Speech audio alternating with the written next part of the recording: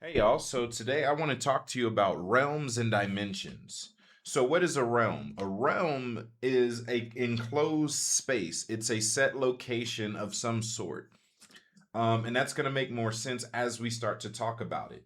But the realm is the destination. Now, a dimension in relation to a realm is more so it's the perspective in which you're able to view that space from and interact with that space. So, what do I mean? So, if we look at a chart, right, we have the zero dimension, right? That usually when they taught us about dimensions in school, they did it through shapes. So, we start off with zero, which is just a dot. It's just the dot. Then we go to the first dimension, which is a line, a straight line, no other variations.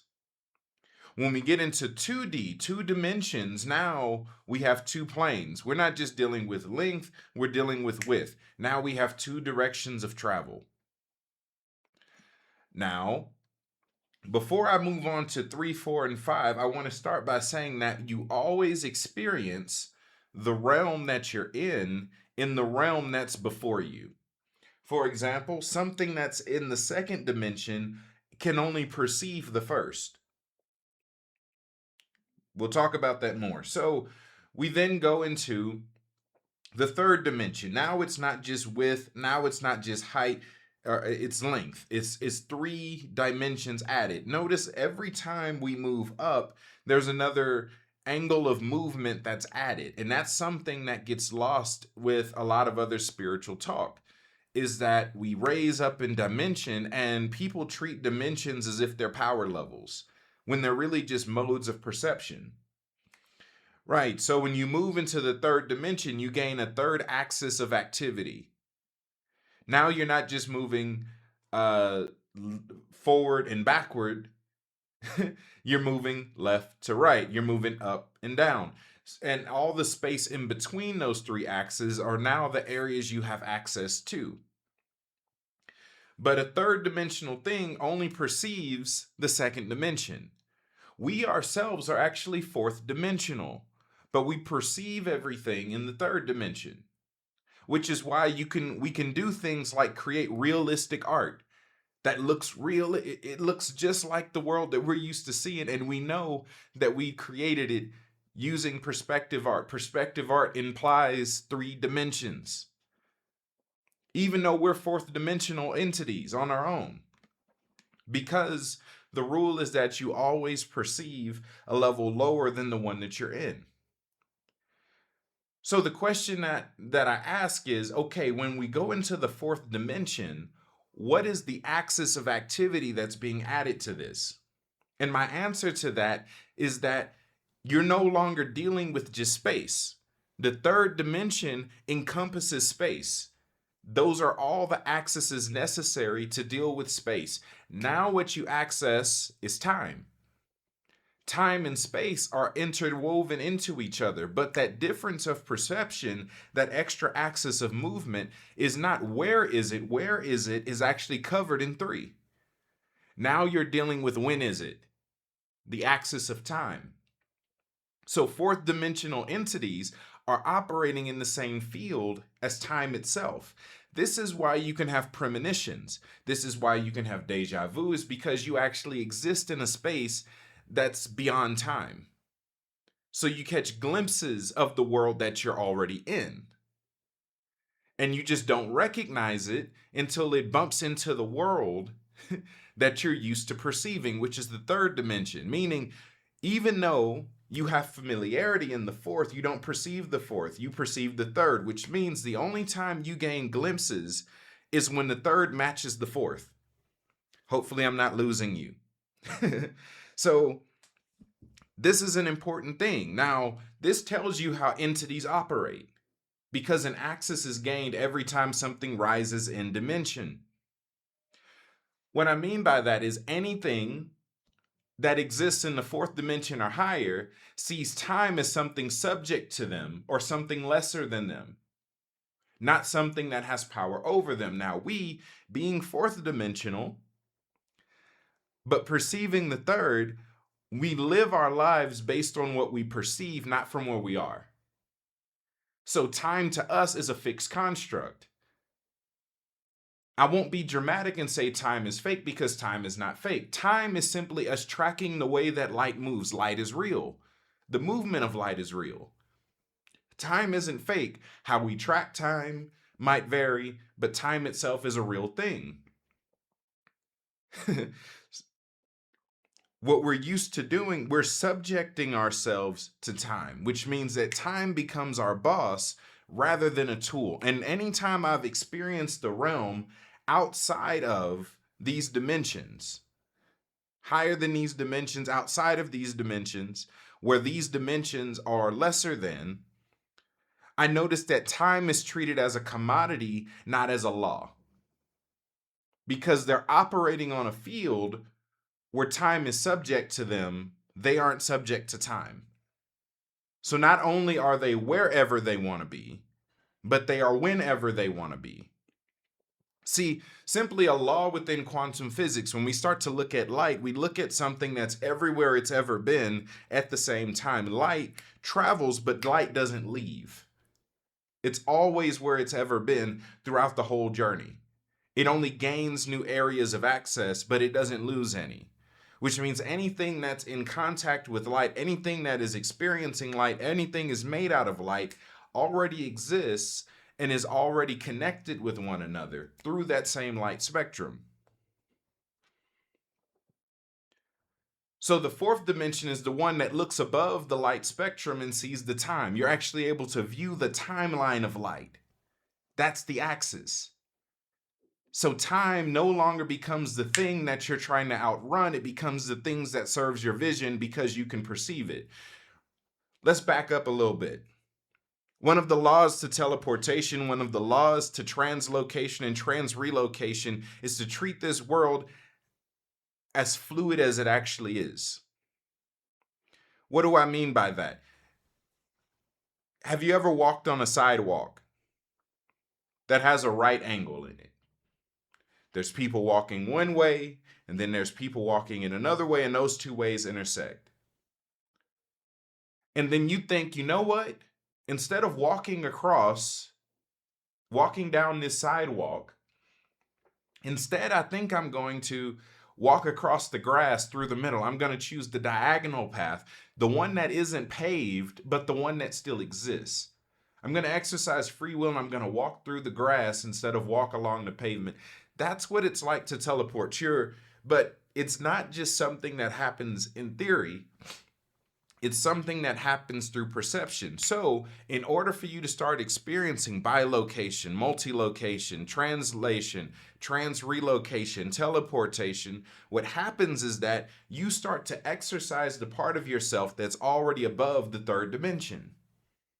The parts of yourself that are already above not just the space dimension, but the time dimension, which means you start to collapse time. It no longer takes you a long distance because you're cutting through the grass instead of following the path. You start to create your own way within the laws of the dimension that you're in. So I've had plenty of experiences with translation and transrelocation where I had a place that I wanted to be, and I didn't have enough time, and I simply decided to see myself there earlier than what was humanly possible. And I just allowed myself to believe in that reality. I accepted a future, because we forget that as these electromagnetic machines that we are, that we're actually shaping the electromagnetic network that we're a part of. What's the point of knowing that everything is made of light vibrating at different frequencies, and that you are light vibrating at different frequencies, and that you have the power to release frequencies from yourself to communicate with the world around you if you're never going to use it? It just becomes good talk. So what happens is we actually have the ability, because we're fourth dimensional entities, to tap into a future that does not yet exist. And we can actually create a time and a place for us to connect with. We get to create the outcomes that we want by choosing to view them in our mind, in our imagination. Now, imagination plays a role here. See, in a lot of my exercises, I tell y'all not to use it, and that's because it's not necessary and sometimes detrimental for certain exercises. But for this, it works well because imagination is simply the workshop of you being the visionary of your own future. So what happens is you see the future that you want. Regardless of how plausible it is, what happens is you get into agreement with it. You say, this is the future that I want. This is the future that I'm going to have. And then you let your spirit, you let your energy, you let your soul do all the work to get you there. And that's what I would do. I used to go and visit this ministry that was about 45 minutes from my house.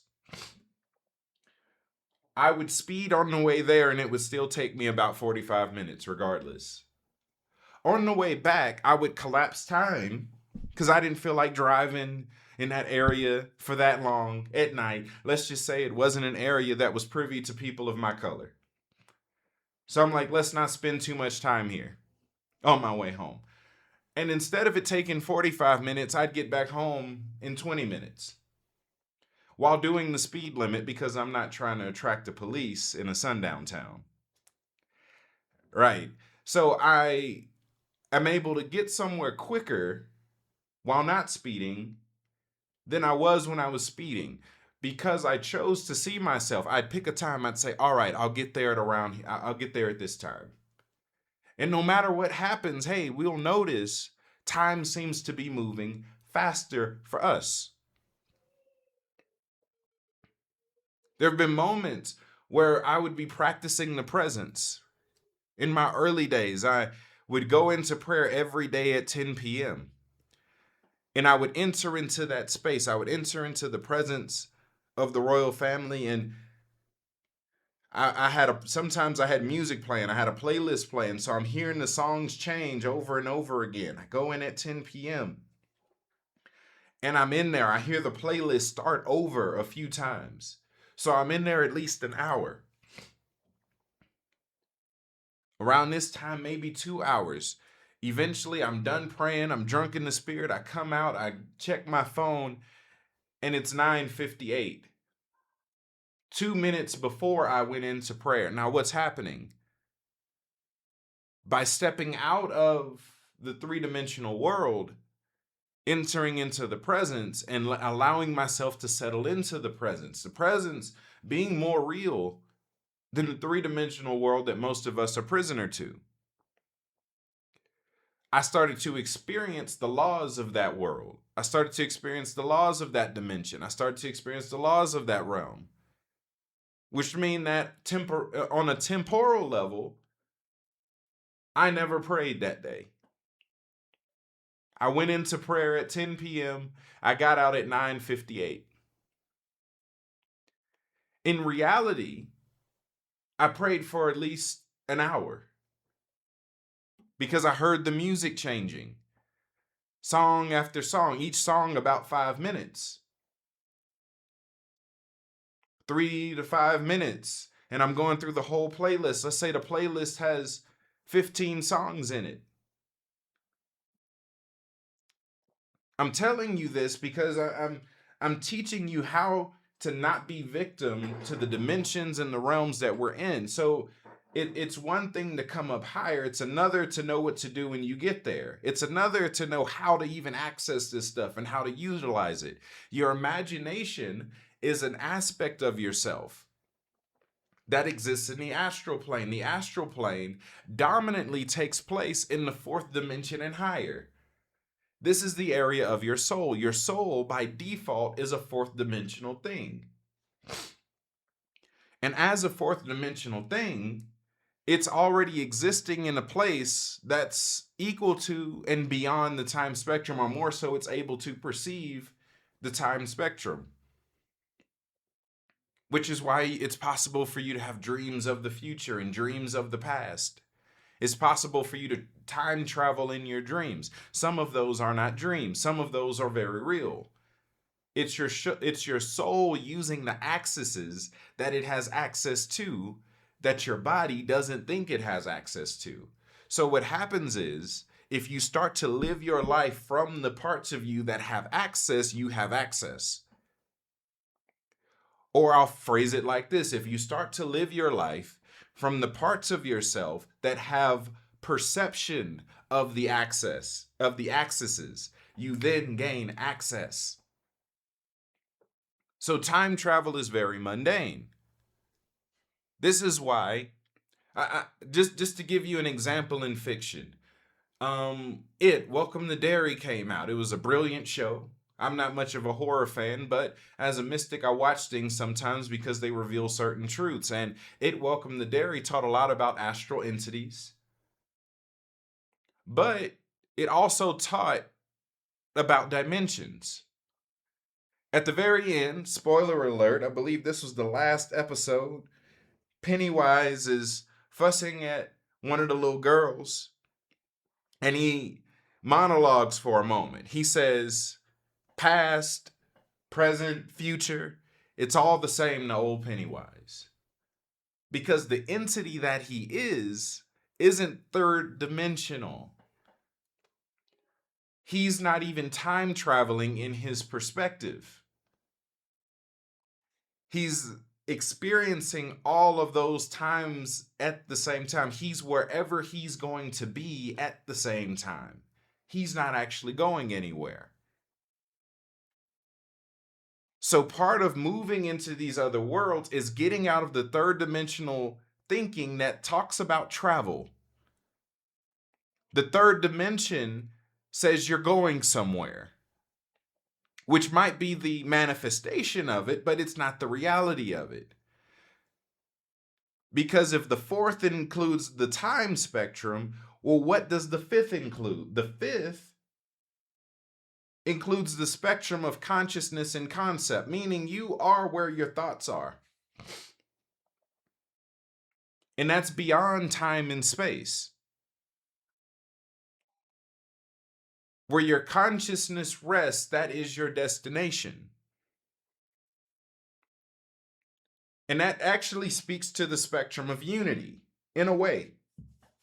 Because it starts to deal with the collective of our souls, the collective consciousness of humanity, or simply of all things. I don't like to call it the spectrum of love, because there's entities that are fifth dimensional that are not loving. So instead, I'll call it the spectrum of consciousness. The spectrum of consciousness, the spectrum of thought, the spectrum of emotion. You are wherever you think you are. It's not about a when. It's not about a where. You exist in the thought. You exist as the concept, and wherever that concept lies, there you are in it. See, this is why we don't talk about the fifth dimension, because that's starting to break people's brains a little bit. What do you mean I'm wherever the concept is? What concept? Whichever concept. See, it's not just about, oh, love, we all get along, we're unified, we're all one. Well, that stops in the third if it's just the oneness aspect, because we're all made of light, we're all connected. And in the fourth dimension, that connects our souls. That's the collective area. Well, what I'm talking about here is beyond that. It's deeper than that, and it's dealing with concepts itself. So as a concept, let's talk about love. Let's use that. You exist wherever love is. You have access to wherever your love is. This is the secret to telepathy. It's communicating at the speed of love. Which is why this form of telepathy, which we call cardionosis, only exists in areas of deep intimacy. This is why sometimes you'll be minding your business and you'll think about someone and you say, hey, let me check on them. And then you reach out to check on them and they say, I was having a bad day. I'm so glad you called. Now, the Christian mind would say, oh, that's Holy Spirit speaking. I recognize that love actually connects us, and that's a fifth dimensional concept. Whatever concept you're a part of dominantly is the one that feeds you information and the one that grants you access. The axis of the fifth dimension is the consciousness. And with that consciousness, you gain certain abilities. So we start talking about, again, telepathy. Plenty of us have had experiences of that. but it happens through love, people that we actually care about. There's an invisible connection that goes beyond time, that goes beyond space, that goes beyond physical limitations and pushes us to be able to do things that normally is impossible. This is where you get stories of people pushing cars over and picking up lawnmowers. My pastor had a situation where one day my former pastor, he builds race cars for a living. That's what he does as a side hobby. He used to be a racer, now he makes the cars. So what he did is, so one day he's working on a car and he's underneath it, and for some reason, let's say the jack slips and he's trapped under this car. His wife hears the commotion and comes out. Now, I want you to know that his wife is not a strong person physically at all. She's a very normal elderly woman. Very friendly, very feminine. In the heat of the moment, she rushes over, grabs the car, picks it up off of him. What happened? She tapped into the consciousness that, and it went beyond the idea. She refused to accept the future where her husband was dead because he was trapped under a car. I'll talk about one of the other ministers I used to work with, one of them that helped train me when I was in the Christian world. His wife died. And he said, absolutely not. I will not allow this. This is not going to happen. She came back to life. And she's still alive and he's now dead. Not only did she come back to life, but she outlived him. Because in the heat of the moment, he invoked the laws of not just the third dimension, but the fourth and the fifth. He says, I refuse to accept the future where I'm in this world without my wife. And creation shifted to match it. Neville Goddard talks about this. I'm a great fan of Neville Goddard, Abdullah, Joseph Murphy, and Lester Levinson. Now, of course, I found them after I was already doing this stuff, but I love them because they have verbiage for the things that I've experienced. And Neville Goddard puts it very simply. In one of his lectures, he talks about going out to eat with a friend of his. And he says they go in the restaurant and they sit down, and when the waitress comes and brings his food, the waitress spills it a little bit. And his friend asks the waiter, he says, is this charity? Waitress says, what do you mean? He says, am I paying for it? Says, yes, you are paying for it. He says, okay, then bring me an unspilled soup. Says too many times careless things happen and we accept them rather than get the thing that we want. I'm telling you how to manifest if you're listening. I'm telling you how to operate in the fourth and the fifth. Neville likens it to shopping. He says, when I go shopping for a suit or a tie, I don't have them just bring out 2 or 3 ties. He says, no, bring me plenty of them. Don't bring me 2 or 3, bring me out a bunch. I'm going to pick the one that I want, and then that's the one that I'm going to buy. I'm giving my energy towards it, therefore I'm paying for it. Why would I pay for a future that I don't want? Why are you purchasing something with your energy that you don't want to experience? So in this is, these are laws of manifestation that deal with operating through these different dimensions. Now understand dimension. Dimensions operate within a realm.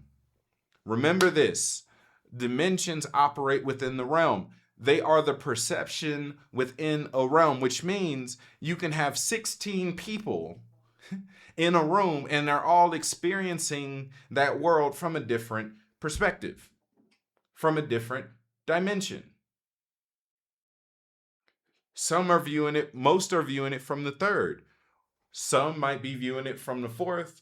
Some, if they're lucky, very rarely are viewing it from the fifth. See, the third is subject to creation. It's a part of creation. It's subject to creation. The fourth is above creation and works with creation. The fifth is above time and space and creation and is the God of them. It is creating circumstance rather than being a creature of circumstance.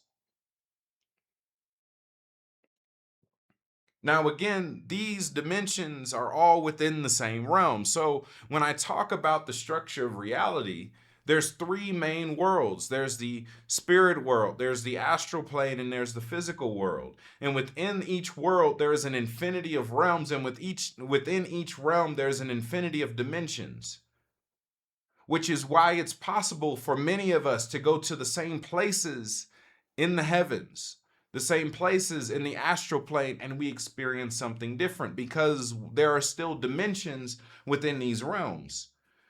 So one might be viewing the second heaven from the third dimension, so you see nothing.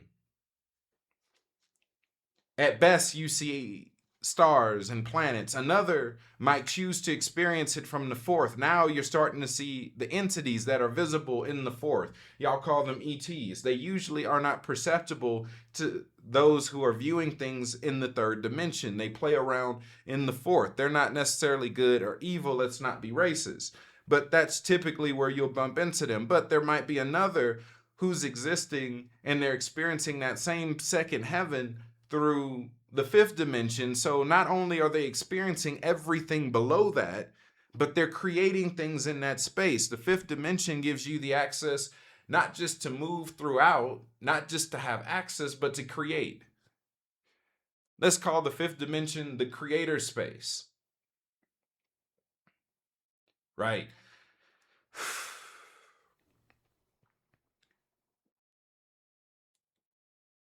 It's a lot going on. So sometimes the problem isn't that you're missing anything. It's not so much that your spiritual eyes need to be open. It's not that your pineal gland is calcified. It's not any of those things per se. Sometimes the problem is that you're trying to experience realms from the third dimension and they're not third dimensional.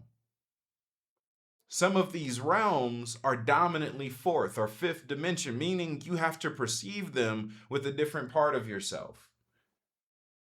And in a culture of convenience, we're so used to making everything come to us at our lowest. It's the image of Adam reaching out to God. God's arm is fully extended and Adam's hand is relaxed. That we're used to everything reaching out to us and overextending itself. So we won't even take responsibility for our low levels of perception. Instead, we'll demean ourselves, we'll give up on ourselves and say, oh, I can't see. Oh, I can't experience that. We'll give up all responsibility and give it to the royal family who invited you and say they must not want me to see. They must not want to come and see me. In reality, if you perceive them from the dimension that they're in, guess what? You're always with them. You're always with them. But you have to perceive them from the right dimension. If you perceive them from the third, oh, they're never around and they always have to be invited. But when you start to apply these higher dimensions to these other realms and these beings that exist in these other realms, then you start to deal with them on the laws that they are operating out of, which means you get to experience them more times than not. Hey, when you go into a different country, you follow the laws of that country. I'm American by law, but I live in Kenya, which means I don't get to invoke the laws of the United States while I live in Kenya. They don't work here. I would find myself in a lot of trouble trying to invoke United States laws or even Texas specific laws in Kenya. Texas is an open carry state. You don't even have to register a weapon. In Texas, you can just get one, you own it, you walk down the street with it, who cares? In Kenya, you put it up. No one has weapons around, which is why they're much safer. They have different laws. They're in different places. They have different laws. I think you get the point. You have to engage the realm that you're trying to access and the realm that you're trying to benefit from by the laws that it operates in. Even better, the realm that you're trying to experience on earth is the one whose laws you need to practice.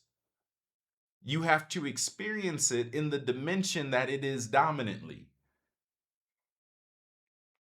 Certain places, certain planes of existence are dominantly in a dimension, but that doesn't limit how much we can perceive it.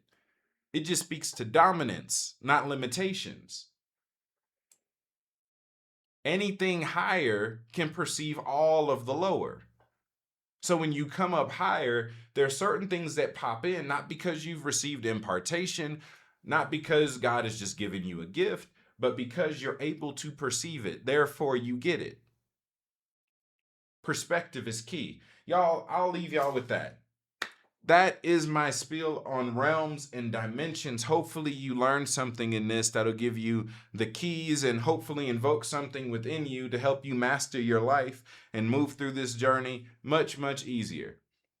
If you're looking for me and the work that I have going on, you can find everything related to me on my website. That is caveofmystery.org. That's it. Until next time, y'all be blessed. Later.